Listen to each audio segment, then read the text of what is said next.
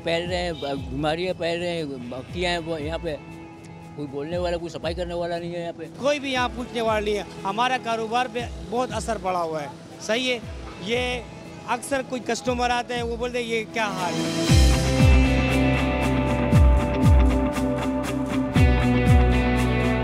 बिल्कुल ज़रूरी है और स्प्रे होता रहना चाहिए, बल्कि साल भर इस मुहिम को जारी रहना चाहिए। लेकिन फंड्स की कमी के बायस और जो मुश्किलात हैं केएमसी को, उसके बायस ये मुसलसल जारी नहीं रह पाती है।